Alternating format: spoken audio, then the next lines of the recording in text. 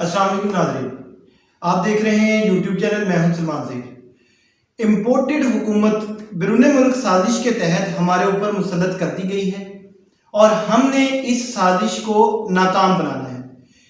देखा जाए तो हमारी 60% जो काबीना है वो जमानत पर है। पीडीएम में मौजूद डाकुओं को साजिश के तहत हमारे सरों पर बिठा दिया गया है। इन लोगों के नाजरीन बिरून मुल्क बड़े बड़े महल्लात हैं।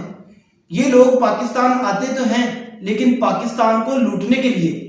और दुख की बात यह है कि ये साजिश उस वक्त में हुई जब पाकिस्तान तरक्की कर रहा था, पाकिस्तान तरक्की की राह पर गामजन था। हमारी मईशत 5.6% की शरह से बढ़ रही थी। हमारी हुकूमत को बैरूनी खसारा सबसे कम हुआ। सारी दुनिया ने इस बात को तस्लीम किया कि पाकिस्तान ने कैसे मौसर अंदाज में कोरोना वायरस को काबू में किया।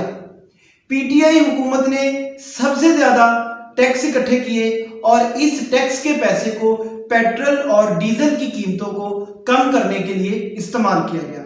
आज पेशावर में एक तकरीब से खिताब करते हुए साबिक वजीर आजम पाकिस्तान इमरान खान साहब ने कहा है कि वो अपनी कौम को इस्लामाबाद लेकर आएंगे और साजिश करने वालों को ये पैगाम देंगे कि पाकिस्तान एक आज़ाद मुल्क है, ये किसी के हाथ की कठपुतली नहीं है।